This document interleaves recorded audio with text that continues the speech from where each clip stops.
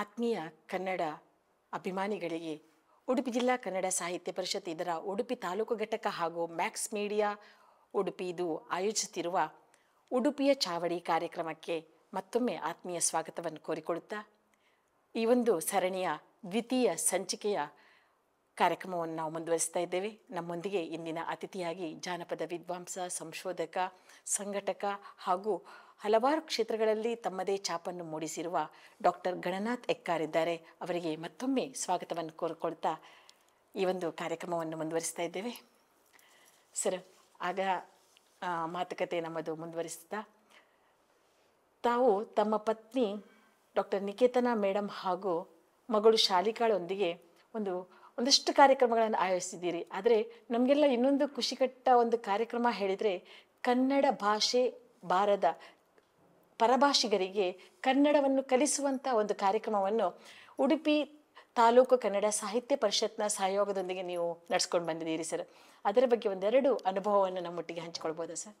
ಬಹುಶಃ ಇವತ್ತು ಅತ್ಯಂತ ಅಗತ್ಯ ಇರುವಂಥ ಕಾರ್ಯಕ್ರಮ ನೀವು ಗಮನಿಸಿರ್ಬೋದು. ಯಾಕಂತ ಹೇಳಿದರೆ, ಮುಖ್ಯವಾಗಿ ಬ್ಯಾಂಕಿಂಗ್ ಕ್ಷೇತ್ರದಲ್ಲಿ ಮತ್ತು ವೈದ್ಯಕೀಯ ಕ್ಷೇತ್ರದಲ್ಲಿ, ಈ ಎರಡು ಕ್ಷೇತ್ರಗಳಲ್ಲಿ ಬೇರೆಯವರು ಕೆಲಸ ಮಾಡೋದ್ರಿಂದ, ಬೇರೆ ಹೊರ ರಾಜ್ಯದವರು ಬಂದು ಕೆಲಸ ಮಾಡೋದ್ರಿಂದ ಅವರಿಗೆ ಕನ್ನಡದ ಅಗತ್ಯ ಇದೆ. ಆ ನೆಲೆಯಲ್ಲಿ ಬಹುಶಃ ಈ ಕಾರ್ಯಕ್ರಮ ಅತ್ಯಂತ ಮುಖ್ಯ ಕಾರ್ಯಕ್ರಮ ಅಂತ ನಾನು ಭಾವಿಸ್ತೀನಿ. ಬಹುಶಃ ನಾನು ಕಳೆದ 2-3 ದಶಕಗಳಿಂದ ಇದನ್ನು ಮಾಡ್ತಾ ಬರ್ತಾ ಇದ್ದೇನೆ. ಯಾಕಂದರೆ ಮಂಗಳೂರು ವಿಶ್ವವಿದ್ಯಾಲಯದಲ್ಲಿ ಕನ್ನಡ ಸರ್ಟಿಫಿಕೇಟ್ ಕೋರ್ಸ್ ಆದಾಗಲೂ ನಾನು ಕೆಲಸ ಮಾಡಿದ್ದೀನಿ, ಅಧ್ಯಾಪಕನ ಕೆಲಸ ಮಾಡಿದ್ದೀನಿ. ಕನ್ನಡವನ್ನು ಬೇರೆಯವರಿಗೆ ಕಲಿಸುವಂಥ ಕೆಲಸವನ್ನು ನಾನು ಮಾಡಿದ್ದೀನಿ. ಆನಂತರವೂ ಕೂಡ ಅದನ್ನು ಮಾಡ್ತಾ ಬಂದಿದ್ದೀನಿ. ಕನ್ನಡ ಮಾತ್ರ ಅಲ್ಲ, ತುಳು ಅಕಾಡೆಮಿಯಲ್ಲಿ ಇರುವಂಥ ಸಂದರ್ಭದಲ್ಲಿ ಬಲೆ ತುಳು ಕಲ್ಪುಗ ಅಂತ ಹೇಳ್ಕೊಂಡು ತುಳುವನ್ನು ಕಲಿಸುವಂಥ ಕೆಲಸಗಳನ್ನು ಕೂಡ ಮಾಡಿದ್ದೀನಿ. ಅದರಲ್ಲೂ ಕೂಡ ಇತ್ತೀಚೆಗೆ ಕನ್ನಡ ಸಾಹಿತ್ಯ ಪರಿಷತ್ತಿನೊಂದಿಗೆ ನಾವು ಮುಖ್ಯವಾಗಿ ಮೆಡಿಕಲ್ ಕಾಲೇಜು, ಎಲ್ಲಿ ನಮ್ಮ ಕಸ್ತೂರಿಬಾ ಮೆಡಿಕಲ್ ಕಾಲೇಜಿನ ಡಾಕ್ಟರ್ಗಳಿಗಿರ್ಬೋದು, ಅಥವಾ ಸೋನಿಯಾ ಕ್ಲಿನಿಕ್ನಲ್ಲಿ ಮಾಡಿದಂಥ ಚಟುವಟಿಕೆಗಳು ಯಾವುದು, ಕನ್ನಡ ಕಲಿಕೆಯ ಕಾರ್ಯಕ್ರಮ ಇರ್ಬೋದು, ಅದು ಅತ್ಯಂತ ಪರಿಣಾಮಕಾರಿಯಾಗಿದೆ. ಯಾಕೆಂತ ಹೇಳಿದರೆ, ನಿಜವಾಗಿ ಕನ್ನಡಕ್ಕೆ ನಾವು ಸಲ್ಲಿಸುವ ಸೇವೆ ಅಂತ ಹೇಳಿದರೆ ಅದೊಂದು ಬಹಳ ಪರಿಣಾಮಕಾರಿಯಾದಂಥ ಕಾರ್ಯಕ್ರಮ. ಆ ಕಾರಣಕ್ಕಾಗಿ ಬಹುಶಃ ಕನ್ನಡ ಸಾಹಿತ್ಯ ಪರಿಷತ್ತಿಗೆ ನಾನು ಆಭಾರಿಯಾಗಿದ್ದೇನೆ. ಇನ್ನು ಮುಂದೆ ಕೂಡ ಇದನ್ನು ನಾವು ಕಂಟಿನ್ಯೂ ಮಾಡ್ತೇವೆ. ಈಗಾಗಲೇ ಉದ್ಯಾವರದ ಉದ್ಯಾವರ ಮೆಡಿಕಲ್ ಕಾಲೇಜಿನಲ್ಲಿ ಕೂಡ ಅದನ್ನು ಮಾತಾಡಿದ್ದೀವಿ. ಕಾರ್ಯಕ್ರಮದ ರೂಪುರೇಷೆಗಳನ್ನು ಸಿದ್ಧಪಡಿಸಿದ್ದಾರೆ. ಆದ್ದರಿಂದ ಮುಂದೆ ಬಹುಶಃ ಇದನ್ನು ಖಂಡಿತವಾಗಿ ಮುಂದುವರಿಸ್ತೀವಿ. ಇದೊಂದು ತುಂಬ ಪರಿಣಾಮಕಾರಿಯಾದ ಒಂದು ಕೆಲಸ ಸರ್. ಕನ್ನಡವನ್ನು ಉಳಿಸಲಿಕ್ಕೆ, ಬೆಳೆಸಲಿಕ್ಕೆ ಅಂತ ಇದೊಂದು ಮಹತ್ತರ ಹೆಜ್ಜೆ ಅಂತ ನಮ್ಮ ಅನಿಸಿಕೆ ಸರ್. ಹಾಗೆಯೇ ಜಾನಪದ ಸಂಶೋಧನೆ ಎಂಬುದು ನಿಮ್ಮ ಇಷ್ಟದ ವಿಷಯ. ಅದರಲ್ಲಿ ನೀವು PhD ಮಾಡಿದವರು. ಜಾನಪದ ಆಟಗಳ ಉಳಿವಿನ ಬಗ್ಗೆ ಒಂದೆರಡು ಮಾತುಗಳನ್ನು ನಮ್ಮೊಂದಿಗೆ ಹಂಚಿಕೊಳ್ಬೋದಾ ಸರ್? ಬಹುಶಃ ಪರಿವರ್ತನೆ ಎಂಬುದು ಜೀವನದ ನಿಯಮ, ನಿತ್ಯ ಪರಿವರ್ತನೆ. ಅದು ಹರಿಯುವ ನೀರಿನಂತೆ. ಯಾಕಂದರೆ ಯಾವುದನ್ನು ಕೂಡ ನಾವು ಉಳಿಸ್ಕೊಳ್ಳಿಕ್ಕೆ ಸಾಧ್ಯ ಇಲ್ಲ, ಪರಿವರ್ತಿಸ್ಬೋದಷ್ಟೇ. ನಾನು ಜನಪದ ಆಟಗಳ ಬಗ್ಗೆ ಅಧ್ಯಯನ ಮಾಡಿದ್ದು, ಸುಮಾರು 165ರಷ್ಟು ಆಟಗಳನ್ನು ಸಂಗ್ರಹ ಮಾಡಿ ಅದರ ಮಾಹಿತಿಯನ್ನು ಕೊಟ್ಟಿದ್ದೀನಿ. ಅದರಲ್ಲಿ 10 ಆಟಗಳನ್ನು ಆಳವಾದ ಅಧ್ಯಯನವನ್ನು ಮಾಡಿದ್ದೀನಿ. ಒಂದು ಮಾತನ್ನು ಇಲ್ಲಿ ನಾನು ಸ್ಪಷ್ಟಪಡಿಸಲಿಕ್ಕೆ ಇಷ್ಟಪಡ್ತೇನೆ. ಅದೇನು ಅಂತ ಹೇಳಿದರೆ, ಆಟಗಳು ಅಂತ ಹೇಳಿದರೆ ಅದು ಕೇವಲ ಮನರಂಜನೆಗಾಗಿ ಮಾತ್ರ ಇರುವುದಲ್ಲ. ನಾವು ತಿಳ್ಕೊಳ್ತೇವೆ ಆಟಗಳು ಮನರಂಜನೆಗಾಗಿರೋದು ಅಲ್ಲ. ಅದು ವ್ಯಕ್ತಿಯನ್ನು ಮಾನಸಿಕವಾಗಿ, ದೈಹಿಕವಾಗಿ ಅಂದರೆ ಶಾರೀರಿಕವಾಗಿ, ಸಾಂಸ್ಕೃತಿಕವಾಗಿ ಕೂಡ ಬೆಳೆಸುತ್ತೆ. ಹಿಂದೆ ಖಂಡಿತವಾಗಿ ಒಂದು ರೀತಿಯಲ್ಲಿ ಅನೌಪಚಾರಿಕವಾದಂತಹ ಶಾಲೆಗಳಾಗಿ ಆಟಗಳು ಇದ್ದದ್ದನ್ನು ನಾವು ನೋಡೋದಕ್ಕೆ ಸಾಧ್ಯ. ಅಷ್ಟು ಮಾತ್ರ ಅಲ್ಲ, ಸಂಸ್ಕೃತಿಯನ್ನು ಸಂವಹನ, ಕಮ್ಯುನಿಕೇಷನ್ ಅಂತ ಹೇಳ್ತೀವಿ ನಾವು, ಕಮ್ಯುನಿಕೇಷನ್ ಮಾಡುವಂಥ ಶಕ್ತಿ ಕೂಡ ಆಟಗಳಿಗಿರುವುದನ್ನು ನಾವು ಗಮನಿಸಲಿಕ್ಕೆ ಸಾಧ್ಯ. ಎಷ್ಟೋ ಆಟಗಳಿಗೆ ನಾವು ಅದು ಚೆನ್ನೆಮಣೆ ಆಟ ಇರ್ಬೋದು, ಅಥವಾ ಉದಾಹರಣೆಗೆ ಹುಲಿದನ ಆಟ ಅಂತ ಇಟ್ಕೊಳ್ಳಿ. ಹುಲಿದನ ಆಟದಲ್ಲಿ ಏನು ಕಲಿತೇವೆ ನಾವಲ್ಲಿ? ಕೋಟೆ ಕಟ್ತಾರೆ, ಒಂದು ಹುಲಿ ಒಂದು ದನ ಇರುತ್ತೆ, ಓಡ್ತಾರೆ, ಕೂತ್ಕೊಳ್ತಾರೆ, ಬೀಳ್ತಾರೆ. ನೋಡಿ, ಇದು ಯೋಗ ಅಂತ ಹೇಳ್ತೀವಿ ನಾವು. ಯೋಗದಲ್ಲಿರುವಂಥ ಚಟುವಟಿಕೆಗಳೇ ಆಟದಲ್ಲಿ ಇರೋದು. ಉಸಿರಾಟಕ್ಕೆ ಸಂಬಂಧಪಟ್ಟದ್ದಿರ್ಬೋದು, ಕೂತ್ಕೊಳ್ಳೋದಿರ್ಬೋದು, ನಿಲ್ಲೋದಿರ್ಬೋದು, ಮಲಗೋದಿರ್ಬೋದು, ಈಜುವುದಿರ್ಬೋದು, ಬೇರೆ ಬೇರೆ ಆಟಗಳಿವೆ. ಆದ್ದರಿಂದ ಆಟಗಳು ಕೇವಲ ಮನರಂಜನೆಗಾಗಿ ಮಾತ್ರ ಇರುವುದಲ್ಲ. ಇವತ್ತು ಖಂಡಿತವಾಗಿ ಅದನ್ನು ಉಳಿಸುವ ಪ್ರಜ್ಞಾಪೂರ್ವಕ ಪ್ರಯತ್ನ ಮಾಡಬೇಕಾಗತ್ತೆ. ಒಳ್ಳೆಯ ಆಟಗಳನ್ನು ಮತ್ತೆ ಪರಿಶೋಧನೆ ಮಾಡಿ ಅದನ್ನು ಜಾರಿಗೆ ತರುವಂಥ ಕೆಲಸವನ್ನು, ಅದನ್ನು ಮತ್ತೆ ಏನನ್ನು ನಾವು ನಮ್ಮ ಜಾನಪದದಲ್ಲಿ ಅದನ್ನು ಮತ್ತೆ ಪುನರುಜ್ಜೀವನಗೊಳಿಸುವಂಥ ಕೆಲಸಗಳನ್ನು ನಾವು ಮಾಡಬೇಕಾಗತ್ತೆ. ಆ ಕೆಲಸಗಳನ್ನು ಮಾಡಿದರೆ ಖಂಡಿತವಾಗಿಯೂ ವಿದ್ಯಾರ್ಥಿಗಳು, ಇವತ್ತು ನೀವು ಗಮನಿಸಿರ್ಬೋದು ಏನಾಗಿದೆ, ವಿದ್ಯಾರ್ಥಿಗಳು ಶಾಲೆಗೆ ಹೋಗ್ತಾರೆ, ಕಲಿತಾರೆ, ಬರ್ತಾರೆ. ನೀವು ಸೂಕ್ಷ್ಮವಾಗಿ ಗಮನಿಸಿದ ಗೊತ್ತಾಗತ್ತೆ. ನಮ್ಮ ಕಾಲದಲ್ಲಿ ಎಲ್ಲ ಒಂದು 21-22 ವರ್ಷಕ್ಕೆ ಬಂದಾಗ ಮಕ್ಕಳು ಅವರು ಜವಾಬ್ದಾರಿಯುತವಾಗ್ತಿದ್ರು. ಇವತ್ತು ಎಲ್ಲವನ್ನು ನಾವೇ ಮಾಡಬೇಕು, ಎಲ್ಲವನ್ನು ಮದುವೆ ಮಾಡಬೇಕು, ಮದುವೆ ಆದ ಮೇಲೂ ಕೂಡ ನಾವು ನೋಡಿಕೊಳ್ಬೇಕು ಅವರ ಬದುಕನ್ನು. ಇವೆಲ್ಲವನ್ನು ನಾವು ನೋಡ್ತೇವೆ. ಅದು ಯಾಕೆ ಬಂತು ಅಂತ ಹೇಳಿದ್ರೆ, ಅವರಿಗೆ ಜನಪದ ಸಂಸ್ಕೃತಿ ಕಲಿಸ್ತಾ ಇತ್ತು ಬದುಕನ್ನು. ಇವತ್ತು ಆ ಕಲಿಕೆ ಇಲ್ಲ, ಶಾಲೆಯ ಕಲಿಕೆ ಮಾತ್ರ ಇದೆ. ಮತ್ತೆ ಮೊಬೈಲ್, ಇಷ್ಟು ಬಿಟ್ಟರೆ ಬೇರೆ ಏನೂ ಇಲ್ಲ. ಆದ್ದರಿಂದ ಖಂಡಿತವಾಗಿ ಇದೊಂದು ಗಂಭೀರವಾದ ಪ್ರಶ್ನೆ. ಜನಪದ ಆಟಗಳನ್ನು ಮತ್ತೆ ಪುನರುಜ್ಜೀವನಗೊಳಿಸುವಂಥ ಕೆಲಸವನ್ನು ಉದ್ದೇಶಪೂರ್ವಕವಾಗಿ ಸರ್ಕಾರಗಳಾಗಲಿ ಅಥವಾ ಸಮಾಜವಾಗಲಿ ಮಾಡಬೇಕಾಗತ್ತೆ. ಅದು ಮಾಡಿದರೆ, ಅದನ್ನು ಮಕ್ಕಳು ಮತ್ತೆ ಆಡಿದರೆ ಖಂಡಿತವಾಗಿ ಅವರ ಸರ್ವತೋಮುಖ ಬೆಳವಣಿಗೆಗೆ ಅದು ಸಹಾಯ ಆಗತ್ತೆ ಎಂಬುದು ನನ್ನ ಖಚಿತ ಅಭಿಪ್ರಾಯ. ಖಂಡಿತವಾಗಿ ಸರ್. ನಮ್ಮ ಯಾವುದೇ ಆಚಾರ ವಿಚಾರಗಳಿರ್ಬೋದು, ಸಂಪ್ರದಾಯಗಳಿರ್ಬೋದು ಅಥವಾ ಆಚರಣೆಗಳಿರ್ಬೋದು, ಎಲ್ಲದಕ್ಕೂ ಒಂದೊಂದು ಅರ್ಥ ಇತ್ತಲ್ಲ ಸರ್. ಈಗ ನಾವು ಅದನ್ನೆಲ್ಲವನ್ನು ನಾವು ಬಿಡ್ತಾ ಇದ್ದೇವೆ. ಈಗ ನೀವು ಜಾನಪದ ಆಟ ಹೇಗೆ ಹೇಳ್ತಿದ್ರೆ ಹಾಗೆ ಅದನ್ನೆಲ್ಲ ನಾವು ಪುನಃ ನಮ್ಮ ಜೀವನದಲ್ಲಿ ಅಳವಡಿಸ್ಕೊಳ್ಬೇಕು. ಖಂಡಿತವಾಗಿ ಸರ್. ಸರ್, ನೀವು ಕನ್ನಡ ಮತ್ತು ತುಳು ಭಾಷಾ ಸಾಹಿತ್ಯಕ್ಕೆ ತುಂಬ ಕೊಡುಗೆ ನೀಡಿದ್ದೀರಿ. ಬರವಣಿಗೆ ಇರ್ಬೋದು, ಅದರದ್ದು ಪುಸ್ತಕಗಳಿರ್ಬೋದು, ಲೇಖನಗಳಿರ್ಬೋದು, ಸಂಶೋಧಾತ್ಮಕ ಪ್ರಬಂಧಗಳಿರ್ಬೋದು. ಅದರ ನಿಮ್ಮ ಲೇಖನಿಯಿಂದ ಬಂದ ಕೆಲವೊಂದು ವಿಶಿಷ್ಟ ಒಂದು ಪುಸ್ತಕಗಳ ಅಥವಾ ಕೃತಿಗಳ ಬಗ್ಗೆ ಹೇಳ್ಬೋದು ಸರ್? ಬಹುಶಃ ನನಗೆ ಇರುವಂಥ ಒಂದು ನೋವು ಅಂತ ಹೇಳಿದರೆ, ಬೇರೆ ಕ್ಷೇತ್ರಗಳಲ್ಲಿ ನಾನು ತುಂಬ ತೊಡಗಿಸಿಕೊಂಡದ್ರಿಂದ, ಅದು NSS ಇರ್ಬೋದು ಅಥವಾ ಬೇರೆ ಸಂಘಟನಾತ್ಮಕ ಚಟುವಟಿಕೆಗಳಿರ್ಬೋದು, ಅದರಲ್ಲಿ ತೊಡಗಿಸಿಕೊಂಡದ್ರಿಂದ ಬರವಣಿಗೆಯಲ್ಲಿ ಸ್ವಲ್ಪ ಕಡಿಮೆ ಆಯಿತು ಅಂತ ಅನ್ನಿಸ್ತೆ. ಬಹುಶಃ ಅದನ್ನು ಇನ್ನೂ ತುಂಬಿಸ್ಬೋದು, ಗೊತ್ತಿಲ್ಲ. ಇನ್ನು ಮುಂದೆ ನಾನು ಅದನ್ನು ಮಾಡ್ಬೋದು ಏನೋ ಗೊತ್ತಿಲ್ಲ. ಬರೆಯುವ ಶಕ್ತಿ ಇದೆ, ಅದನ್ನು ನಾನು ಕಂಡುಕೊಂಡಿದ್ದೀನಿ. ನನ್ನದೇ ಆದ ರೀತಿಯ ಬರವಣಿಗೆಯ ರೀತಿ ಇದೆ, ಅದು ನನಗೆ ಖಂಡಿತವಾಗಿ ಗೊತ್ತಿದೆ. ಅದನ್ನು ಬೇರೆಯವರು ಕೂಡ ಹೇಳಿದ್ದಾರೆ ನನಗೆ. ನಾನು ಸಂಸ್ಕೃತಿ ಲಹರಿ ಅಂತ ಒಂದು ಪುಸ್ತಕ, ನಾನು ಅಂಕನ ಬರಹವನ್ನು ಬರೆಯುತ್ತಿದ್ದೆ ನಮ್ಮ ಜನಪ್ರತಿನಿಧಿ ಪತ್ರಿಕೆಯಲ್ಲಿ, ಮತ್ತು ತರಂಗವಾರ ಪತ್ರಿಕೆಗೂ ಬರೆದಿದ್ದೇನೆ ನಾನು ಜನಪದ ಆಟಗಳ ಕುರಿತಾಗಿ.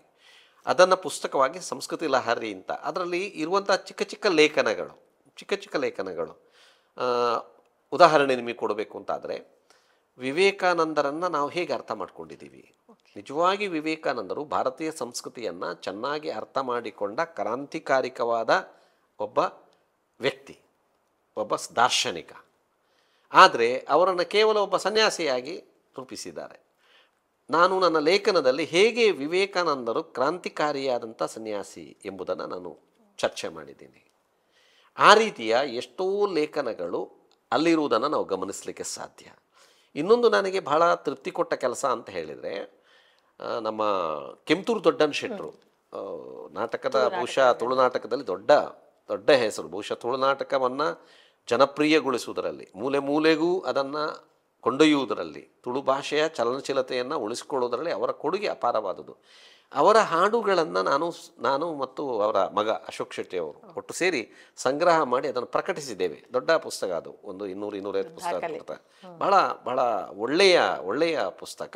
ಅದನ್ನು ಖಂಡಿತವಾಗಿ ನಾನು ನೆನಪಿಸ್ಕೊಳ್ಬೇಕಾಗತ್ತೆ ಆ ನೆಲೆಯಲ್ಲಿ. ಆ ನಂತರ ಕೆಲವರ ಬಗ್ಗೆ, ಖುಷಿ ಹರಿದಾಸ್ ಭಟ್ರ ಬಗ್ಗೆ ಇರ್ಬೋದು, ಬನ್ನಂಜೆ ಬಾಬು ಅಮೀನ್ ಅವರ ಬಗ್ಗೆ ಇರ್ಬೋದು, ಆಮೇಲೆ ನಮ್ಮ ಸನೀಲ್ ಅವರ ಬಗ್ಗೆ ಇರ್ಬೋದು, ಹಾವಿನ ಇದರ ಕುರಿತಾಗಿ ಗುರ್ರಾಜ್ ಸನೀಲ್ ಅವರ ಬಗ್ಗೆ ಇರ್ಬೋದು, ಅವರ ಕುರಿತಾಗಿ ಪುಸ್ತಕಗಳನ್ನು ಬರೆದಿದ್ದೇನೆ. ಚೆನ್ನಾಗಿ ಅದು ಕೂಡ ಅವರ ಒಂದು ಪರಿಚಯವನ್ನು ನೀಡುವಂತಹ ಕೃತಿಗಳನ್ನು ನಾವು ಗಮನಿಸಲಿಕ್ಕೆ ಸಾಧ್ಯ ಆಗತ್ತೆ. ತುಳು ಅಕಾಡೆಮಿಯಲ್ಲಿರುವಂಥ ಸಂದರ್ಭದಲ್ಲಿ ಮದಿಪು ಎಂಬಂಥ ತ್ರೈಮಾಸಿಕ ಪತ್ರಿಕೆಯನ್ನು ನಾನು ಸಂಪಾದಕನಾಗಿ ಮಾಡಿದ್ದೀನಿ.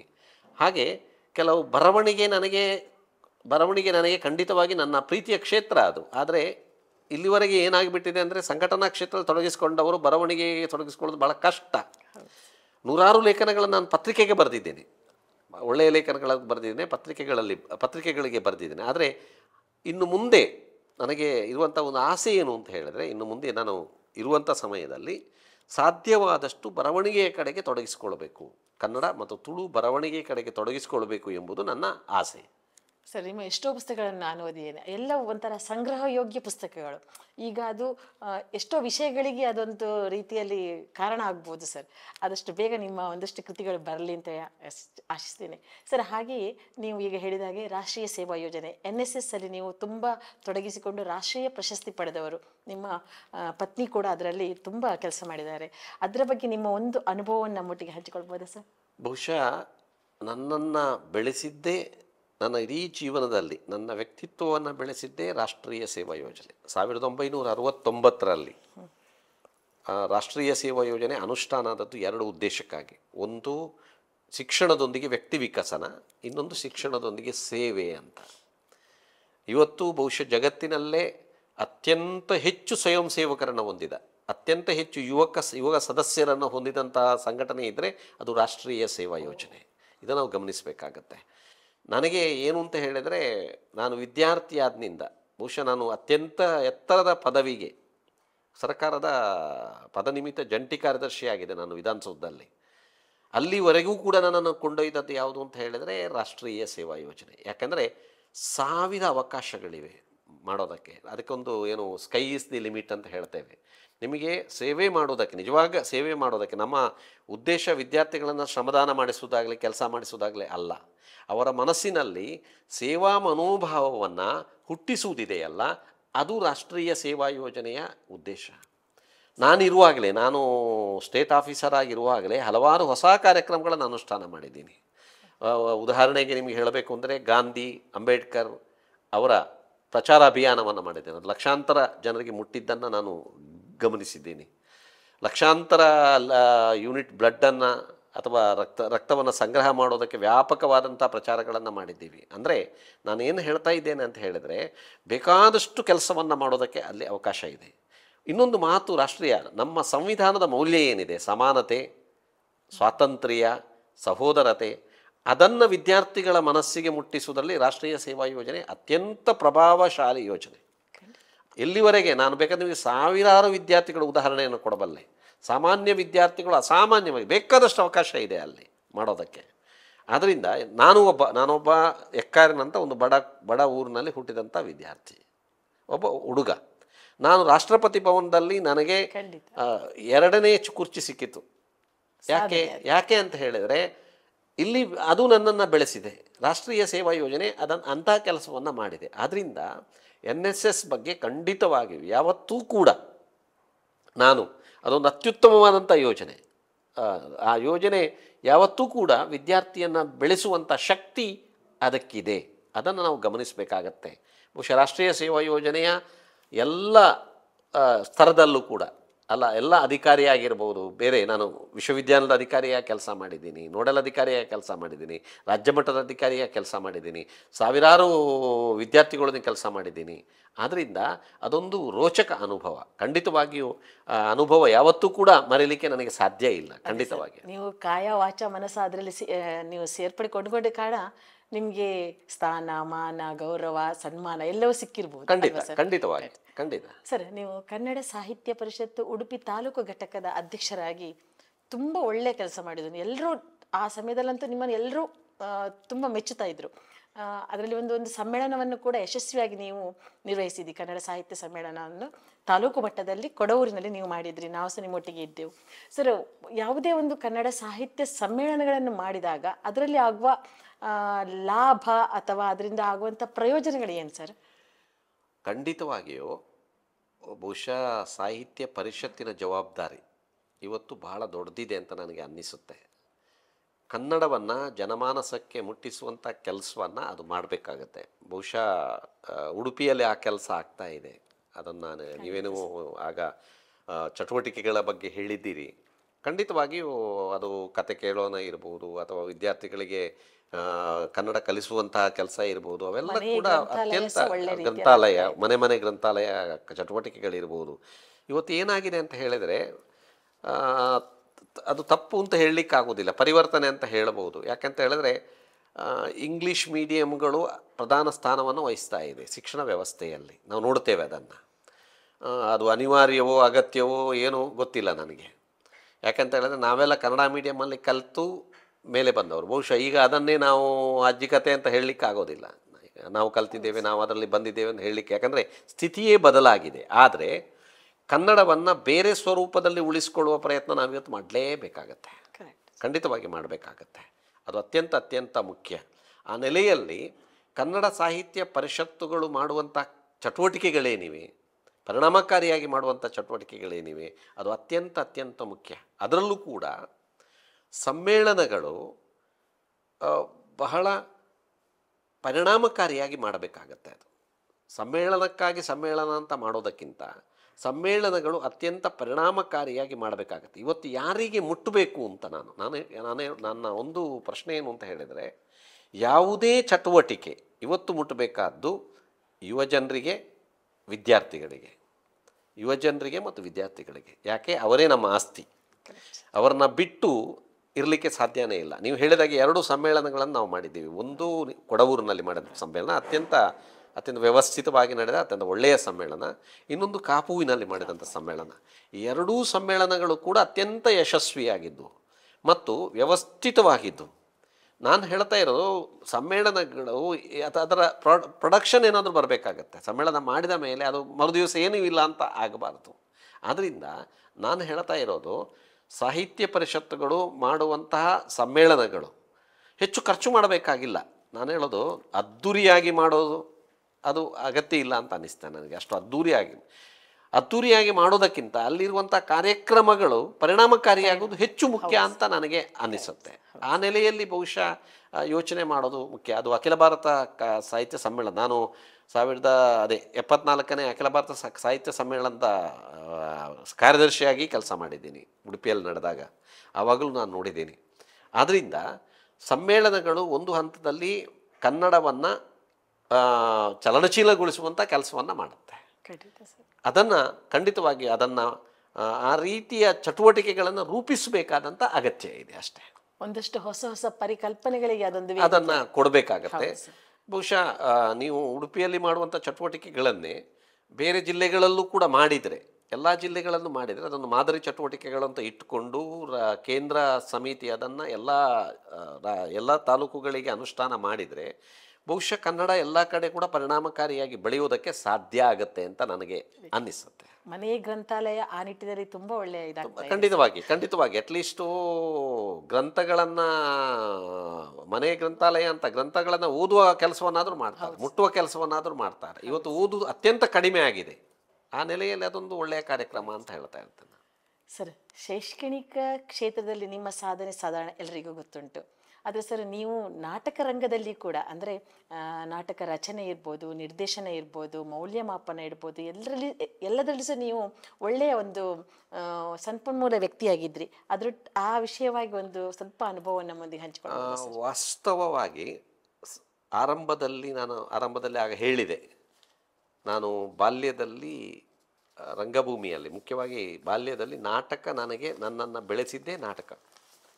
ಎಲ್ಲಿವರೆಗೆ ಅಂತ ಹೇಳಿದರೆ 1ನೇ ಕ್ಲಾಸ್ನಿಂದ 5ನೇ ಕ್ಲಾಸ್ನವರೆಗೆ ಆವಾಗ ಭಾಳ ಒಂದು ತಿಂಗಳುಗಟ್ಟಲೆ ನಮಗೆ ಪ್ರಾಕ್ಟೀಸ್ ಮಾಡಿಸ್ತಿದ್ರು ಅಧ್ಯಾಪಕರು. ಒಂದು ಒಳ್ಳೆಯ ನಾಟಕ, ಉದಾಹರಣೆಗೆ ಶ್ರೀಕೃಷ್ಣ ಗಾರುಡಿ ಅಂತ ನಾಟಕ ಇರ್ಬೋದು, ಸತ್ಯ ಹರಿಶ್ಚಂದ್ರ ಅಂತ ನಾಟಕ ಇರ್ಬೋದು, ಅವೆಲ್ಲ ಅದು ಏನು ಮಾಡಿತು ಅಂದರೆ ನಮ್ಮಲ್ಲಿ ಒಂದು ಕಲೆಯ ಆಸಕ್ತಿಯನ್ನು ಮೂಡಿಸಿತು ಚಿಕ್ಕಂದಿನಿಂದಲೇ. ಆ ನಂತರ ನಾನು ಯಾವುದಕ್ಕೆ ಪದವಿಗೆ ಸೇರಿದಂಥ ಸಂದರ್ಭದಲ್ಲಿ, ನಾನು ಅಧ್ಯಾಪಕನಾಗಿ ಸೈಂಟ್ ಅಲೋಷಿಯಸ್ ಕಾಲೇಜಿನಲ್ಲಿ ಅಧ್ಯಾಪಕನಾಗಿ ಸೇರಿದಂಥ ಸಂದರ್ಭದಲ್ಲಿ ಆಗ ಕೊಂಬಿನವರು ಅಂತ ಒಂದು ನಾಟಕವನ್ನು ನಾನು ಡೈರೆಕ್ಟ್ ಮಾಡಿದೆ. ಅದು ಹಲವು ಪ್ರಶಸ್ತಿಗಳನ್ನು ಪಡೆಯಿತು. ಅದಕ್ಕೆ ನಾನೊಬ್ಬರೇ ಕಾರಣ ಅಲ್ಲ. ಆಗ ಅಲ್ಲಿ ದಾಮೋದರ್ ಶೆಟ್ಟಿಯವರು ಇದ್ದರು, ನಮ್ಮ ವಿಭಾಗ ಮುಖ್ಯಸ್ಥರು. ಬಹುಶಃ ಅವರ ಮಾರ್ಗದರ್ಶನದಲ್ಲಿ ಅದು ಸಾಧ್ಯ ಆಯಿತು. ಅದಕ್ಕೆ ಪ್ರಥಮ ಬಹುಮಾನ ಬಂತು, ಹಲವು ಬಹುಮಾನಗಳು ಬಂತು. ನಾನು ಬೆಳಿಗ್ಗೆ 6 ಗಂಟೆಗೆ ಎದ್ದು ಕಾಲೇಜಿಗೆ ಹೋದರೆ ರಾತ್ರಿ ಮನೆಗೆ ಬರುವಾಗ 12 ಗಂಟೆ ಆಗ್ತಾಯಿತ್ತು. ಅದು ಕೂಡ ನಾನೊಂದು 10 ಕಿಲೋಮೀಟರ್ ನಡ್ಕೊಂಡು ಬರ್ತಾಯಿದ್ದೆ. ಆ ಸಂದರ್ಭದಲ್ಲಿ ನಾನು ಯಾಕೆ ಇದನ್ನು ಹೇಳ್ತಾ ಇದ್ದೇನೆ ಅಂತ ಹೇಳಿದರೆ, ರಂಗಭೂಮಿ ಯಾವಾಗಲೂ ಕೂಡ ಶ್ರಮವನ್ನು ನಿರೀಕ್ಷೆ ಮಾಡುತ್ತೆ. ಅದಕ್ಕೆ ನಮ್ಮ ಡೆಡಿಕೇಶನನ್ನು, ಶ್ರದ್ಧೆಯನ್ನು, ಅದು ನನಗೆ ಸಾಧ್ಯ ಆಗಿಲ್ಲ. ಆ ನಂತರ ನಾನು ಅದನ್ನು ಬಿಟ್ಟೆ. ಆ ಕಾರಣಕ್ಕಾಗಿ ಆಮೇಲೆ ಆ ಫೀಲ್ಡಿನ ಬಗ್ಗೆ ಯಾವುದೇ ಇದನ್ನು ಮಾಡಿಲ್ಲ. ಆದರೆ ನಾಟಕಗಳನ್ನು ನೋಡೋದು, ಅದನ್ನು ವಿಮರ್ಶೆ ಮಾಡೋದು, ಆಮೇಲೆ ಎಷ್ಟೋ ಸಂದರ್ಭದಲ್ಲಿ ತೀರ್ಪುಗಾರನಾಗಿ ಎಷ್ಟೋ ಸಂದರ್ಭದಲ್ಲಿ ಕೂಡ ನಾನು ಭಾಗವಹಿಸಿದ್ದೇನೆ. ಆದ್ದರಿಂದ ಒಳ್ಳೆಯ ನಾಟಕ ಯಾವುದು, ರಂಗಭೂಮಿಯ ಎಲ್ಲ ಪರಿಕರಗಳ ಬಗ್ಗೆ ನನಗೆ ಅನುಭವ ಇದೆ ಖಂಡಿತವಾಗಿಯೂ. ಆದರೆ ನನ್ನದೇ ಆದ ಮಿತಿಗಳ ಕಾರಣದಿಂದ ಅಲ್ಲಿ ತೊಡಗಿಸಿಕೊಳ್ಳಲಿಕ್ಕೆ ಸಾಧ್ಯ ಆಗ್ತಾ ಇಲ್ಲ. ಇದು ನನ್ನ ಸರ್. ಇಷ್ಟೊಂದು ಕಾರ್ಯ ಒತ್ತಡದ ಮಧ್ಯೆ ಸಹ ಈಗ ನೀವು ಶಿವರಾಮ ಕಾರಂತ ಟ್ರಸ್ಟ್ ಕೋಟ ಇದರ ಒಂದು ಅಧ್ಯಕ್ಷರಾಗಿ ಆಯ್ಕೆಯಾಗಿದ್ದೀರಿ. ಒಂದು ಗುರುತರ ಜವಾಬ್ದಾರಿ ನಿಮ್ಮ ಮೇಲೆ ಇದೆ. ಅಲ್ಲಿ ಏನಾದರೂ ಒಂದು ಹೊಸತನವನ್ನು ತರುವಂಥ ಆಲೋಚನೆಗಳಿದೆಯಾ ಸರ್? ಬಹುಶಃ ಶಿವರಾಮ ಕಾರಂತ ಟ್ರಸ್ಟಿನ ಕುರಿತಾಗಿ ಹೇಳಬೇಕು ಅಂತಾದರೆ, ಟ್ರಸ್ಟ್ ಹಿಂದೆ ಕೂಡ ಇತ್ತು, ಅದು ಕಾರ್ಯವನ್ನು ನಿರ್ವಹಿಸ್ತಾ ಇತ್ತು. ಆದರೆ ಅದರ ಕಾರ್ಯವ್ಯಾಪ್ತಿ ರಾಜ್ಯ ಮಟ್ಟದ್ದು, ಕೇವಲ ಉಡುಪಿ ಮಟ್ಟದ್ದು ಮಾತ್ರ ಅಲ್ಲ, ಅಥವಾ ಯಾವುದೋ ಒಂದು ವ್ಯಾಪ್ತಿಗೆ ಮಟ್ಟದ್ದಲ್ಲ. ಆದರೆ ಅದು ಇದುವರೆಗೆ ಅದು ಯಾರಿಗೆ ಗೊತ್ತಿರಲಿಲ್ಲ, ಅದರ ಕಾರ್ಯವ್ಯಾಪ್ತಿ ರಾಜ್ಯ ಮಟ್ಟದ ವ್ಯಾಪ್ತಿ ಇದೆ ಅಂತ ಹೇಳ್ಕೊಂಡು. ಆದ್ದರಿಂದ ನಾವು ಅದನ್ನು ರಾಜ್ಯ ಮಟ್ಟದಲ್ಲಿ ಅದನ್ನು ರೂಪಿಸಬೇಕು, ಅಂದರೆ ಅದರ ಚಟುವಟಿಕೆಗಳನ್ನು ರೂಪಿಸಬೇಕು. ನನ್ನ ಮುಖ್ಯ ಉದ್ದೇಶ ಏನು ಅಂತ ಹೇಳಿದ್ರೆ, ತಮ್ಗೆ ಗೊತ್ತಿದೆ, ಬಹುಶಃ ಕನ್ನಡದಲ್ಲಿ ವೈಚಾರಿಕ ಮತ್ತು ವೈಜ್ಞಾನಿಕ ಪ್ರಜ್ಞೆಯನ್ನು ಮೂಡಿಸಿದಂತಹ ದೊಡ್ಡ ಲೇಖಕರು ಅಂದರೆ ಶಿವರಾಮ ಕಾರಂತ. ಬಹುಶಃ ಅವರ ವೈಚಾರಿಕ ಮತ್ತು ವೈಜ್ಞಾನಿಕ ಪ್ರಜ್ಞೆ ಏನಿದೆ ಇವತ್ತಿನ ಸಂದರ್ಭದಲ್ಲಿ ಅದು ಅಗತ್ಯ ಇದೆ. ಬಹುಶಃ ಅದನ್ನು ಕಾರಂತರನ್ನು ಕೇಂದ್ರವಾಗಿಟ್ಟುಕೊಂಡು ಬೇರೆ ಬೇರೆ ಚಟುವಟಿಕೆಗಳ ಮೂಲಕ ಮಾಡುವುದು ನಮ್ಮ ಉದ್ದೇಶ. ಅದಕ್ಕಾಗಿ ಹಲವು ಕ್ರಿಯಾಯೋಜನೆಗಳನ್ನು ನಾವು ಇಟ್ಕೊಂಡಿದ್ದೇವೆ. ಒಂದು ಬೆಳಕಿನ ಅರಿವಿನ ಬೆಳಕು ಅಂತೇಳಿ ಉಪನ್ಯಾಸ ಮಾಲೆ, ಕಾರಂತರ ಬೇರೆ ಬೇರೆ ಕೃತಿಗಳ ಬಗ್ಗೆ ಉಪನ್ಯಾಸವನ್ನು ಮಾಡೋದು. ಇನ್ನೊಂದು ತರಬೇತಿ ಶಿಬಿರಗಳನ್ನು, ಕಾದಂಬರಿಗಳ ಬಗ್ಗೆ ಇರ್ಬೋದು, ನಾಟಕಗಳ ಬಗ್ಗೆ ಇರ್ಬೋದು, ಅಥವಾ ಕಥೆಯ ಬಗ್ಗೆ ಇರ್ಬೋದು, ಕವನಗಳ ಬಗ್ಗೆ ಇರ್ಬೋದು, ಅಥವಾ ವಿಮರ್ಶೆಯ ಬಗ್ಗೆ ಇರ್ಬೋದು, ಅಥವಾ ಪ್ರವಾಸ ಕಥನದ ಬಗ್ಗೆ ಇರ್ಬೋದು, ಬೇರೆ ಬೇರೆ ಪ್ರಕಾರಗಳ ಬಗ್ಗೆ ಕಾರಂತರನ್ನು ಕೇಂದ್ರವಾಗಿಟ್ಟುಕೊಂಡು ಅದರ ಬಗ್ಗೆ ತಿಳುವಳಿಕೆಯನ್ನು, ಆ ಪ್ರಕಾರಗಳ ಬಗ್ಗೆ ತಿಳುವಳಿಕೆಯನ್ನು ಮೂಡಿಸುವುದಕ್ಕೆ ಶಿಬಿರಗಳನ್ನು ಏರ್ಪಡಿಸುವುದು, ಇದು ನಮ್ಮ ಅತ್ಯಂತ ಮುಖ್ಯ ಉದ್ದೇಶ. ಅದರೊಂದಿಗೆ ಕಾರಂತರ ಕುರಿತಾಗಿ ರಂಗ ಪ್ರಯೋಗಗಳನ್ನು ಮಾಡುವಂಥ ಪ್ರಯತ್ನಗಳನ್ನು ಕೂಡ ನಾವು ಬೇರೆ ಕಡೆ ಆ ಯೋಚನೆಯನ್ನು ಕೂಡ ಮಾಡಿದ್ದೀವಿ. ಕಾರಂತರ ಹೆಸರಿನಲ್ಲಿ ಒಂದು ಪ್ರಶಸ್ತಿಯನ್ನು ಕೊಡೋದು, ಆ ಯೋಚನೆ ಕೂಡ ನಮ್ಮಲ್ಲಿ ಇವೆ. ಎಲ್ಲಕ್ಕಿಂತಲೂ ಮುಖ್ಯವಾಗಿ ಮಕ್ಕಳಿಗೆ ಶಿಬಿರಗಳನ್ನು ಏರ್ಪಡಿಸುವುದು, ಬೇರೆ ಬೇರೆ ಶಿಬಿರಗಳನ್ನು ಏರ್ಪಡಿಸುವುದು. ಆಮೇಲೆ ಕಾರಂತರ ಪುಸ್ತಕಗಳನ್ನು ಸಂಗ್ರಹಿಸಿ ಅದನ್ನು ಪ್ರದರ್ಶಿಸಿ ಅದನ್ನು ಓದುವುದಕ್ಕೆ ಪ್ರಚೋದನೆ ಮಾಡೋದು. ಮುಖ್ಯವಾಗಿ ಓದಬೇಕಾಗತ್ತೆ, ಅದು ಅತ್ಯಂತ ಮುಖ್ಯ. ಈಗ ನಾಳದು 21ನೇ ತಾರೀಕು ನಾವು ಹಾವೇರಿಯಲ್ಲಿ ಒಂದು ರಾಷ್ಟ್ರೀಯ ವಿಚಾರ ಸಂಕಿರಣವನ್ನು ಇಟ್ಕೊಂಡಿದ್ದೀವಿ. ಕಾರಂತ ಟ್ರಸ್ಟ್ನ ಮೂಲಕ ಹಾವೇರಿಯಲ್ಲಿ ಇಟ್ಕೊಂಡಿದ್ದೇವೆ. ನಮ್ಮ ಉದ್ದೇಶ ಏನು ಅಂತ ಹೇಳಿದ್ರೆ, ಕೇವಲ ಉಡುಪಿ ಮಾತ್ರ ಅಲ್ಲ, ಕಾರಂತರು ಕೋಟವೋ ಅಥವಾ ಉಡುಪಿಯೋ ಮಾತ್ರ ಅಲ್ಲಿಯ ಮಾತ್ರ ವ್ಯಕ್ತಿ ಅಲ್ಲ, ಅವರು ಇಡೀ ದೇಶಕ್ಕೆ ಸಂಬಂಧಪಟ್ಟವರು, ಅವರು ಇಡೀ ರಾಜ್ಯಕ್ಕೆ ಸಂಬಂಧಪಟ್ಟವರು. ಆದ್ದರಿಂದ ಅವರು ನಮ್ಮ ದಕ್ಷಿಣ ಕನ್ನಡದ ಕರಾವಳಿಯ ಹೆಮ್ಮೆ. ಅಂಥ ಕರಾವಳಿಯ ಹೆಮ್ಮೆಯನ್ನು ನಾವು ಕರ್ನಾಟಕದ ಇತರ ಭಾಗಗಳಲ್ಲಿ ಕೂಡ ಪರಿಚಯಿಸಬೇಕು.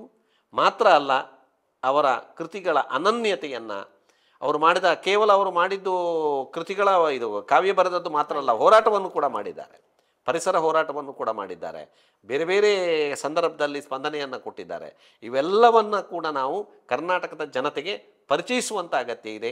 ಆ ಕೆಲಸವನ್ನು ನಮಗೆ ಎಷ್ಟು ಸಾಧ್ಯವೋ ಅಷ್ಟು ಮಾಡ್ತೇವೆ. ಯಾಕೆಂದರೆ ಒಳ್ಳೆಯ ಒಂದು ತಂಡವನ್ನು ನನಗೆ ಕೊಟ್ಟಿದೆ ಕರ್ನಾಟಕ ಸರ್ಕಾರ. ನೇಮಕ ಮಾಡುವಂಥ ಸಂದರ್ಭದಲ್ಲಿ ಒಳ್ಳೆಯ ಸದಸ್ಯರನ್ನು ಕೂಡ ನೇಮಕ ಮಾಡಿದ್ದಾರೆ. ಆದ್ದರಿಂದ ಆ ಕೆಲಸವನ್ನು ಅತ್ಯಂತ ಪರಿಣಾಮಕಾರಿಯಾಗಿ ಕನ್ನಡ ಸಂಸ್ಕೃತಿ ಇಲಾಖೆಯ ಮೂಲಕ ಮಾಡಬೇಕು ಎಂಬಂಥ ಒಂದು ಇರಾದೆಯನ್ನು ನಾವು ಇಟ್ಕೊಂಡಿದ್ದೀವಿ. ಕಡಲ ತೀರದ ಭಾರ್ಗವ ಎಂಬ ಅವರ ಒಂದು ಹೆಸರು ಇನ್ನಷ್ಟು ಇದಾಗುವ ಹಾಗೆ. ಖಂಡಿತ. Thank you sir. ಸರ್, ನೀವು ರಾಷ್ಟ್ರೀಯ ಸೇವಾ ಯೋಜನೆಯೊಂದಿಗೆ ರೆಡ್ ಕ್ರಾಸ್ ಸಂಸ್ಥೆಯಲ್ಲಿ ಕೂಡ ನಿಮ್ಮನ್ನು ತೊಡಗಿಸಿಕೊಂಡಿದ್ದೀರಾ.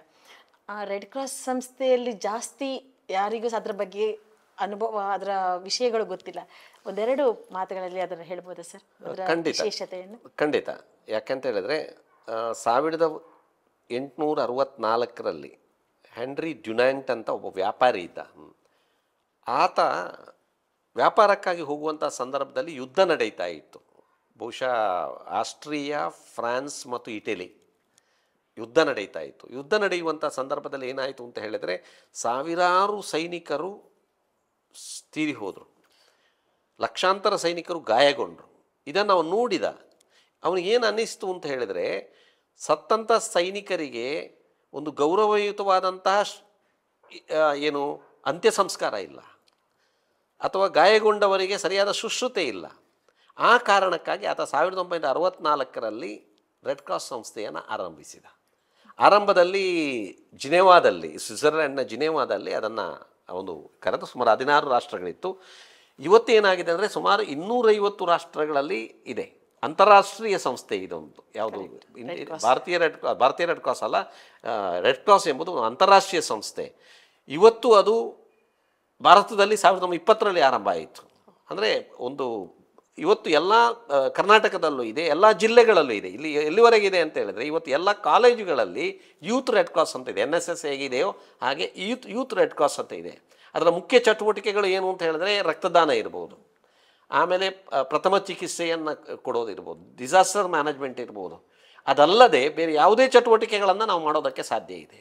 ನಮ್ಮ ಉಡುಪಿ ಜಿಲ್ಲೆಯ ಘಟಕ ಅತ್ಯಂತ ಪರಿಣಾಮಕಾರಿಯಾಗಿದೆ. ನಮ್ಮ ಬಸರು ರಾಜೀವ್ ಶೆಟ್ಟಿಯವರು ಅದರ ಸಭಾಪತಿಗಳಾಗಿದ್ದಾರೆ. ಅವರ ನೇತೃತ್ವದಲ್ಲಿ ಅತ್ಯಂತ ಪರಿಣಾಮಕಾರಿಯಾಗಿ ನಾವು ಕಾರ್ಯಕ್ರಮಗಳನ್ನು ಅನುಷ್ಠಾನ ಮಾಡ್ತಾ ಇದ್ದೇವೆ. 7 ಸಲ ಉಡುಪಿ ಜಿಲ್ಲೆಗೆ ರಾಜ್ಯಪಾಲರ ಪ್ರಶಸ್ತಿ ಕೂಡ ಬಂದಿದೆ. ಆದ್ದರಿಂದ ರೆಡ್ ಕ್ರಾಸ್ ಸಂಸ್ಥೆ ಒಂದು ಸೇವಾ ಸಂಸ್ಥೆ. ಆ ಸೇವಾ ಸಂಸ್ಥೆಯ ಮೂಲಕ ನಾವು ಚಟುವಟಿಕೆಗಳನ್ನು ಅನುಷ್ಠಾನ ಮಾಡೋದಕ್ಕೆ ಸಾಧ್ಯ ಇದೆ. ನಮಗೆ ಯಾವುದೇ ಫಂಡ್ ಎಲ್ಲಿಂದಲೂ ಬರ್ತಾ ಇಲ್ಲ, ಮೆಂಬರ್ಶಿಪ್ಪಿಂದ ಮಾತ್ರ ಬರ್ತಾ ಇದೆ. ಅದನ್ನು ಉಪಯೋಗಿಸಿಕೊಂಡು ಬೇರೆ ಬೇರೆ ಚಟುವಟಿಕೆಗಳನ್ನು ಶಾಲಾ ಕಾಲೇಜುಗಳಲ್ಲಿ ಮಾಡೋದಕ್ಕೆ ಸಾಧ್ಯ ಇದೆ. ಅದನ್ನು ಕೂಡ ಪರಿಣಾಮಕಾರಿಯಾಗಿ ಕಟ್ಟುವಂಥ ಕೆಲಸವನ್ನು ನನಗೆ ಎಷ್ಟು ಸಾಧ್ಯವೋ ಅದನ್ನು ವೈಯಕ್ತಿಕ ನೆಲೆಯಲ್ಲಿ ನಾನು ಮಾಡ್ತಾ ಇದ್ದೇನೆ. ಸರ್, ನೀವು ಇಷ್ಟು ಮಾತ್ರ ಅಲ್ಲದೆ ಪತ್ರಿಕಾ ಕ್ಷೇತ್ರದಲ್ಲಿ ಕೂಡ ಕೈಯಾಡಿಸಿದವರು, ಅಂಕಣ ಬರಹಗಾರರಾಗಿ, ಸಂಪಾದಕರಾಗಿ. ಆ ಒಂದು ನಿಮ್ಮ ಪತ್ರಿಕೆಯ ಒಂದು ನಂಟು, ಅದರ ಬಗ್ಗೆ ಒಂಚೂರು ಹೇಳಿ. ಆ್ಯಕ್ಚುಲಿ ನನಗೆ ಬಹಳ ಆಸಕ್ತಿಯ ಕ್ಷೇತ್ರ ಪತ್ರಿಕಾ ರಂಗ ಕೂಡ. ಯಾಕೆಂತ ಹೇಳಿದ್ರೆ 1889ರಲ್ಲಿ ನಾನು ರಾಶಿ ಎಂಬ ಒಂದು ಜಾನಪದ ಪತ್ರಿಕೆಯನ್ನು ಆರಂಭ ಮಾಡಿದೆ. ತಮ್ಗೆ ಹೇಳಬೇಕಾದನು, ಯಾಕಂತ ಹೇಳಿದ್ರೆ ನಾನು ಜಾನಪದಕ್ಕೆ ಬಹುಶಃ ಪಾದಾರ್ಪಣೆ ಮಾಡುವುದಕ್ಕೆ ಒಬ್ಬ ವ್ಯಕ್ತಿ ಅತ್ಯಂತ ಮುಖ್ಯ. ಅವರು ಕ್ಯಾಲಿಫೋರ್ನಿಯಾ ವಿಶ್ವವಿದ್ಯಾನಿಲಯದಲ್ಲಿ ಮಾನವಶಾಸ್ತ್ರದ ಮುಖ್ಯಸ್ಥರು ಪೀಟರ್ ಜೆ ಕ್ಲಾಸ್ ಅಂತ. ಅವರು ಇಲ್ಲಿ ಕ್ಷೇತ್ರ ಕಾರ್ಯವನ್ನು ಮಾಡ್ತಾಯಿದ್ರು ಬಂದು. ಆ ಸಂದರ್ಭದಲ್ಲಿ 1989ರ ಹೊತ್ತಿಗೆ ಅವರು ಕ್ಷೇತ್ರ ಕಾರ್ಯವನ್ನು ಅವರ ಅಸಿಸ್ಟೆಂಟಾಗಿ ನಾನು ಕೆಲಸ ಮಾಡ್ತಾಯಿದ್ದೆ. ಅವರಿಂದ ನಾನು ಜಾನಪದದ ಪಟ್ಟುಗಳನ್ನು ಅಥವಾ ಜಾನಪದದ ವಿಚಾರಗಳನ್ನು ಅವರಿಂದ ಬೇಕಾದಷ್ಟು ಕಲ್ತಿದ್ದೇನೆ. ಅವರು ಸೂಚನೆ ಕೊಟ್ಟರು, ಯಾಕೆ ಒಂದು ಜಾನಪದ ಪತ್ರಿಕೆಯನ್ನು ಆರಂಭ ಮಾಡಬಾರ್ದು ಅಂತ ಹೇಳ್ಕೊಂಡು. ಹಾಗೆ ಆವಾಗ ಟೈಪಿಂಗ್ ಮಾತ್ರ ಇದ್ದದ್ದು. ಟೈಪಿಂಗ್ನ ಇದರಲ್ಲೇ ಆರಂಭ ಆಯಿತು. 1989ರಲ್ಲಿ ಅವರೇ ಬಿಡುಗಡೆ ಮಾಡಿದರು. ಸುಮಾರು 6 ವರ್ಷಗಳ ಕಾಲ ಆ ಪತ್ರಿಕೆಯನ್ನು ನಾನು ನಡೆಸಿದ್ದೀನಿ. ಜಾನಪದ ವಿಚಾರಗಳನ್ನು ಸಂಗ್ರಹ ಮಾಡಿ ಕನ್ನಡ ಮತ್ತು ತುಳು ಎರಡೂ ಕೂಡ ಒಟ್ಟಿಗೆ, ತುಳು ಮಾತ್ರ ಅಲ್ಲ, ಕನ್ನಡ ಮತ್ತು ತುಳು ಎರಡು ಒಟ್ಟಿಗೆ ಅದನ್ನು ಸಂಗ್ರಹ ಮಾಡಿ ಚಿಕ್ಕ ಪುಟ್ಟ ಲೇಖನಗಳನ್ನು ಹಾಕ್ತಾ ಆ ರೀತಿಯಾಗಿ ನಾವು ಅದನ್ನು ಮಾಡಿದ್ದೀವಿ. ಸುಮಾರು 6 ವರ್ಷದವರೆಗೆ ನಡೆಯಿತು ಅದು. ಮತ್ತು ಅದರಿಂದಾಗಿ ನಾವು ಆ ಪತ್ರಿಕೆಯ ಮೂಲಕ ತರಬೇತಿ ಶಿಬಿರವನ್ನು ಮಾಡ್ತಾಯಿತ್ತು. ಒಂದು 3-4 ತರಬೇತಿ ಶಿಬಿರಗಳನ್ನು ಮಾಡಿದ್ದೀನಿ. ಯಾರಿಗೆ ವಿದ್ಯಾರ್ಥಿಗಳಿಗೆ ಜಾನಪದ ತರಬೇತಿ ಶಿಬಿರ, ಜಾನಪದ ಅಂದರೆ ಏನು, ಅದರ ಸ್ವರೂಪ ಏನು, ಕ್ಷೇತ್ರ ಕಾರ್ಯವನ್ನು ಹೇಗೆ ಮಾಡೋದು ಇತ್ಯಾದಿಗಳನ್ನು ಮಾಡಿದ್ದೀನಿ. ಅದರ ಪರಿಣಾಮವಾಗಿ ಎಷ್ಟೋ ಜನ ವಿದ್ಯಾರ್ಥಿಗಳು ಇವತ್ತು ನಾನು ಹೆಸರಿಸಬಹುದು ಕೂಡ.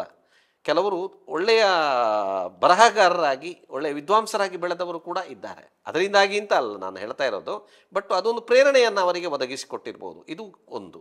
ಎರಡನೇದಾಗಿ ನಾನು ಮತ್ತೆ ತುಳು ಸಾಹಿತ್ಯ ಅಕಾಡೆಮಿಯ ಸದಸ್ಯನಾಗಿದ್ದಂಥ ಸಂದರ್ಭದಲ್ಲಿ ತ್ರೈಮಾಸಿಕ ಮದಿಪು ಅಂತ ಇದೆ, ಅದನ್ನು ನಿರಂತರವಾಗಿ ತಂದಿದ್ದೇವೆ. ಪ್ರತಿ ತಿಂಗಳು ತಂದಿದ್ದೇವೆ, ಅದನ್ನು ಯಾವುದೂ ಸ್ಟಾಪ್ ಮಾಡಿಲ್ಲ. ಸುಮಾರು ನಾನು 3 ವರ್ಷಗಳಲ್ಲಿ 12 ಸಂಚಿಕೆಗಳನ್ನು ಕೂಡ ತಂದಿದ್ದೇನೆ. ಅದನ್ನು ಮದಿಪು ಲೇಖನಗಳು ಅಂತ ಅದರಲ್ಲಿ ಬಂದಂಥ ಒಳ್ಳೆ ಲೇಖನಗಳನ್ನು ಆಯ್ಕೆ ಮಾಡಿಕೊಂಡು ಒಂದು ಸಂಗ್ರಹವನ್ನು ಕೂಡ ಮಾಡಿದ್ದೇವೆ. ಹಾಗೆ ಪತ್ರಿಕೆ ನನ್ನ ಬಹಳ ಆಸಕ್ತಿಯ ಕ್ಷೇತ್ರ ಇವತ್ತಿಗೂ ಕೂಡ. ಮತ್ತು ಪತ್ರಿಕೆಗೆ ಬರವಣಿಗೆ ಕೂಡ, ಪತ್ರಿಕಾ ಬರವಣಿಗೆಗೆ ಅದರದೇ ಆದಂಥ ಒಂದು ರೀತಿ ಇದೆ. ಎಲ್ಲ ರೀತಿಯಲ್ಲಿ ನಾವು ಬರೆದ ವಿದ್ವತ್ಪೂರ್ಣ ಲೇಖನಗಳನ್ನು ಆ ರೀತಿ ಬರೀಲಿಕ್ಕೆ ಆಗೋದಿಲ್ಲ. ಪತ್ರಿಕೆಗೆ ಬರೆಯುವುದು ಅಂತ ಇದೆ. ಪತ್ರಿಕೆಗೆ ಬರೆಯುವುದರಲ್ಲಿ ಕೂಡ ನನಗೆ ತುಂಬ ಆಸಕ್ತಿ ಇದೆ. ಅದರಿಂದ ನನ್ನ ಬಹಳ ಆತ್ಮೀಯ ಕ್ಷೇತ್ರಗಳಲ್ಲಿ ಅದು ಒಂದು. ಸರ್, ಕನ್ನಡ ನಾಡು, ನುಡಿ, ಸಂಸ್ಕೃತಿ, ಭಾಷೆ ಇದೆಲ್ಲದಕ್ಕೂ ಒಂದು ಬೆಳೆಸಲಿಕ್ಕೆ ಅಥವಾ ಅದರದ್ದು ಬಗ್ಗೆ ಇನ್ನಷ್ಟು ಪರಿಣಾಮಕಾರಿಯಾಗಿ ಜನರಲ್ಲಿ ಕನ್ನಡ ಉಳಿಬೇಕು ಎಂಬ ಈ ಒಂದು ವಿಷಯಕ್ಕೆ ನಿಮ್ಮ ಏನಾದರೂ ಒಂದು ಸಲಹೆಗಳು ಅಥವಾ ಏನಾದರೂ ಒಂದು ಉಪಾಯಗಳು, ನಿಮ್ಮ ಅನುಭವಗಳನ್ನು ಏನಾದರೂ ಹಂಚ್ಕೊಳ್ಬೋದಾ ಸರ್? ಖಂಡಿತವಾಗಿ ನಾವೊಂದು ಸ್ಥಿತ್ಯಂತರದ ಕಾಲದಲ್ಲಿ ಇದ್ದೇವೆ. ನೀವು ಗಮನಿಸಿರ್ಬೋದು, ಕಳೆದ 30 ವರ್ಷಗಳಲ್ಲಿ ನಮ್ಮಲ್ಲಿ ಆದಂತಹ ಬದಲಾವಣೆ ಬಹಳ ಮಹತ್ವದ ಬದಲಾವಣೆಗಳು. ಜಾಗತೀಕರಣದ ಕಾರಣದಿಂದ. ಅದು ಭಾಷೆಗಳ ಮೇಲೂ ಪರಿಣಾಮ ಬೀರಿದೆ, ಇವತ್ತು ನೀವು ಗಮನಿಸಿರ್ಬೋದು. ಆದ್ದರಿಂದ ನಮ್ಮ ಭಾಷೆಯನ್ನು, ಅದು ಕನ್ನಡ ಇರ್ಬೋದು, ತುಳು ಇರ್ಬೋದು, ಪ್ರಜ್ಞಾಪೂರ್ವಕವಾಗಿ ಉಳಿಸುವಂಥ ಕೆಲಸವನ್ನು ನಾವು ಮಾಡಬೇಕಾಗತ್ತೆ. ಅದು ಅಳೀತದೆ ಅಂತ ನಾನು ಹೇಳ್ತಾ ಇಲ್ಲ, ಯಾಕಂದರೆ ಬೇರೆ ಬೇರೆ ರೀತಿಯಲ್ಲಿ ಅದು ಇವತ್ತು ಸೋಷಲ್ ಮೀಡಿಯಾದ ಮಾದರಿಯಲ್ಲಿ ಅದು ಬರ್ಬೋದು. ಆದರೆ ಸೋಷಲ್ ಮೀಡಿಯಾದ ಮಾದರಿಯಲ್ಲಿ ಬರುವುದಕ್ಕೂ ನಿಜವಾಗಿ ಭಾಷೆ ಬೆಳೆಯುವುದಕ್ಕೂ ವ್ಯತ್ಯಾಸ ಇದೆ. ಆದ್ದರಿಂದ ನಾನು ಹೇಳ್ತಾ ಇರೋದು, ಒಂದು ಓದುವ ಚಟುವಟಿಕೆಗಳ ಬಗ್ಗೆ ಪ್ರೇರಣೆಯನ್ನು ಒದಗಿಸಬೇಕಾಗತ್ತೆ, ಖಂಡಿತವಾಗಿ ಓದಲಿಕ್ಕೆ ಪ್ರೇರಣೆಯನ್ನು ಕೊಡಬೇಕಾಗತ್ತೆ. ಎರಡನೇದ್ದು, ಬರೀಲಿಕ್ಕೆ ಪ್ರೇರಣೆಯನ್ನು ಕೊಡಬೇಕಾಗತ್ತೆ. ಹೊಸ ಶಿಕ್ಷಣ ನೀತಿ ಬಂದಿದೆ 1920 ನ್ಯೂ ಎಜುಕೇಷನ್ ಪಾಲಿಸಿ. ಆ ನ್ಯೂ ಎಜುಕೇಷನ್ ಪಾಲಿಸಿ ಬಹಳ ಸ್ಪಷ್ಟವಾಗಿ ಹೇಳುತ್ತೆ. ಏನು ಸ್ಪಷ್ಟವಾಗಿ ಹೇಳುತ್ತೆ ಅಂತ ಹೇಳಿದ್ರೆ, 5ನೇ ಕ್ಲಾಸ್ನವರೆಗೆ, ಸಾಧ್ಯ ಆದರೆ 8ನೇ ಕ್ಲಾಸ್ನವರೆಗೆ ಅದು ಗ್ರೇಡ್ ಅಂತ ಮಾಡಿದ್ದಾರೆ. ಫಸ್ಟ್ ಗ್ರೇಡು, ಸೆಕೆಂಡ್ ಗ್ರೇಡ್ ಬರುತ್ತೆ 5ನೇ ಕ್ಲಾಸ್ನವರೆಗೆ, 3rd ಗ್ರೇಡ್ ಬರುತ್ತೆ 8ನೇ ಕ್ಲಾಸ್ನವರೆಗೆ. ಅಲ್ಲಿವರೆಗೆ ಮಾತೃಭಾಷೆಯನ್ನು ಕಡ್ಡಾಯವಾಗಿ ಬೋಧಿಸಬೇಕು ಅಂತ, ಮಾತೃಭಾಷೆಯಲ್ಲೇ ಬೋಧಿಸಬೇಕು ಅಂತ. ಮಾತ್ರ ಅಲ್ಲ, ಸ್ಥಳೀಯ ಭಾಷೆಯನ್ನು ಒಂದು ಭಾಷೆಯಾಗಿ ಬೋಧಿಸಬೇಕು. ಬಹುಶಃ ಇದು ನಮಗೆ ಅತ್ಯಂತ ಮುಖ್ಯ ಆಗುತ್ತೆ. ನಾವು ಹೊಸ ಶಿಕ್ಷಣ ನೀತಿಯ ಈ ವಿಚಾರವನ್ನು ಅನುಷ್ಠಾನ ಮಾಡಲಿಕ್ಕೆ ಪ್ರಯತ್ನ ಮಾಡಬೇಕಾಗಿದೆ. ಇದನ್ನು ನಾವು ಅರ್ಥ ಮಾಡ್ಕೊಳ್ಬೇಕಾಗತ್ತೆ. ಯಾಕೆಂದರೆ ಶಿಕ್ಷಣದಲ್ಲಿ ಬಂತು ಅಂತಾದರೆ, ಕಲಿತರು ಅಂದರೆ ಖಂಡಿತವಾಗಿ ಭಾಷೆ ಬೆಳೆಯುತ್ತೆ. ಹೊರಗೆ ಎಷ್ಟೇ ನಾವು ಪ್ರಯತ್ನ ಮಾಡಿದರೂ ಅದರಿಂದ ಏನು ಪ್ರಯೋಜನ ಆಗೋದಿಲ್ಲ. ಆಸಕ್ತಿ ಇದ್ದವರು ಕಲಿತಾರೆ, ಇಲ್ಲಾಂದರೆ ಕಲಿಯೋದಿಲ್ಲ. ಆದ್ದರಿಂದ ನಾನು ಹೇಳ್ತಾ ಇರೋದು, ಏನು ಹೊಸ ಶಿಕ್ಷಣ ನೀತಿಯಲ್ಲಿ ಕಡ್ಡಾಯವಾಗಿ ಅದನ್ನು ಮಾಡಬೇಕು ಅಂತ ಏನನ್ನು ಹೇಳಿದ್ದಾರೆ, ಅದನ್ನು ಅನುಷ್ಠಾನಕ್ಕೆ ತರುವಂಥ ಅಗತ್ಯ ಇದೆ. ಅದು ಬಹಳ ಬಹಳ ಸುಂದರವಾಗಿ ನಾನು ಓದಿದ್ದೀನಿ ಅದನ್ನು. ಹೇಗೆ ಹೇಳ್ತಾರೆ, ಯಾಕೆ ಮಾತೃಭಾಷೆ ಮುಖ್ಯ? ಕನಿಷ್ಠ 5ನೇ ಕ್ಲಾಸ್ನವರೆಗೆ, 1ನೇ ಕ್ಲಾಸ್ನಿಂದ 5ನೇ ಕ್ಲಾಸ್ನವರೆಗೆ, ಸಾಧ್ಯ ಆದರೆ 8ನೇ ಕ್ಲಾಸ್ನವರೆಗೆ ಅಂತ ಹೇಳ್ತಾರೆ. ಆನಂತರ ಬೇಕಾದ ಭಾಷೆಗಳನ್ನು ಅವರು ಆಯ್ಕೆ ಮಾಡಿಕೊಳ್ಳೋ ತ್ರಿಭಾಷಾ ಸೂತ್ರದ ಬಗ್ಗೆ ಮತ್ತೆ ಮಾತಾಡ್ತಾರೆ, ಅದು ಬೇರೆ ವಿಚಾರ. ಆದ್ದರಿಂದ ನಾನು ಹೇಳ್ತಾ ಇರೋದು, ಇವತ್ತು ಹೊಸ ಶಿಕ್ಷಣ ನೀತಿಯ ಕಡ್ಡಾಯ ಕನ್ನಡವನ್ನು ಕಡ್ಡಾಯವಾಗಿ ಮಾತೃಭಾಷೆಯನ್ನು ಅನುಷ್ಠಾನ ಮಾಡಬೇಕು ಎಂಬಂಥ ವಿಚಾರ ಏನಿದೆ, ಅದನ್ನು ಅನುಷ್ಠಾನ ಮಾಡಬೇಕು ಎಂಬಂಥ ಹಕ್ಕೊತ್ತಾಯವನ್ನು ಎಲ್ಲ ಸಂಸ್ಥೆಗಳು ಮಾಡಬೇಕಾದಂಥ ಅಗತ್ಯ ಇದೆ. ಇದು ಭಾಷೆಯನ್ನು ಬೆಳೆಸಲಿಕ್ಕಿರುವಂಥ ದಾರಿ. ಆಮೇಲೆ ಕನ್ನಡ ಸಾಹಿತ್ಯ ಪರಿಷತ್ ಇರ್ಬೋದು, ಬೇರೆ ಬೇರೆ ಚಟುವಟಿಕೆಗಳಿರ್ಬೋದು, ಅದರ ಮೂಲಕ ನಾವು ಬೆಳೆಸಲಿಕ್ಕೆ ಸಾಧ್ಯ ಇದೆ. ಏನೇ ಆಗಲಿ, ಇವತ್ತು ಕನ್ನಡ ಭಾಷೆಗೆ ಅಥವಾ ತುಳು ಭಾಷೆಗೆ ಸವಾಲಿದೆ. ಆ ಸವಾಲನ್ನು ನಾವು ಖಂಡಿತವಾಗಿ ಎದುರಿಸಬೇಕಾದಂಥ ಅಗತ್ಯ ಇದೆ. ತುಳು ಭಾಷೆಯನ್ನು ಖಂಡಿತವಾಗಿಯೂ ರಾಜ್ಯದ 2ನೇ ಭಾಷೆಯಾಗಿ ಘೋಷಿಸಬೇಕಾದಂಥ ಅಗತ್ಯ ಕೂಡ ಇದೆ ಎಂಬುದನ್ನು ಕೂಡ ಈ ಸಂದರ್ಭದಲ್ಲಿ ಹೇಳೋದಕ್ಕೆ ನಾನು ಇಷ್ಟಪಡ್ತೇನೆ. ಸರ್, ಇಷ್ಟು ಹೊತ್ತು ತಮ್ಮ ವಿಚಾರಪೂರ್ಣ ಮಾತುಗಳಿಂದ ನಮ್ಮೆಲ್ಲ ನೋಡುಗರಿಗೆ ಇರ್ಬೋದು, ಸಾಹಿತ್ಯಾಭಿಮಾನಿಗಳಿರ್ಬೋದು, ಕನ್ನಡಾಭಿಮಾನಿಗಳಿಗೆ ಈ ಒಂದು ಮಾತುಕತೆಯ ರಸದೌತಣವನ್ನು ನೀಡಿದ್ದೀರಿ. ಉಡುಪಿ ಜಿಲ್ಲಾ ಕನ್ನಡ ಸಾಹಿತ್ಯ ಪರಿಷತ್ತಿನ ಉಡುಪಿ ತಾಲೂಕು ಘಟಕ ಮತ್ತು ಮ್ಯಾಕ್ಸ್ ಮೀಡಿಯಾ ಆಯೋಜಿಸಿರುವಂಥ ಈ ಉಡುಪಿಯ ಚಾವಡಿ ಕಾರ್ಯಕ್ರಮಕ್ಕೆ ಆಗಮಿಸಿ ನಮ್ಮೊಂದಿಗೆ ಮಾತುಕತೆ ನಡೆಸಿದ ತಮಗಿದು ತುಂಬ ಮನದ ವಂದನೆಗಳೊಂದಿಗೆ ಎಲ್ಲ ನೋಡುಗರಿಗೂ ಕೂಡ ಕನ್ನಡ ಸಾಹಿತ್ಯ ಪರಿಷತ್ತು ಉಡುಪಿ ತಾಲೂಕು ಘಟಕದ ಪರವಾಗಿ ಹಾಗೂ ಮ್ಯಾಕ್ಸ್ ಮೀಡಿಯಾದ ಪರವಾಗಿ ಹೃತ್ಪೂರ್ವಕ ವಂದನೆಗಳು. ನಮಸ್ಕಾರ.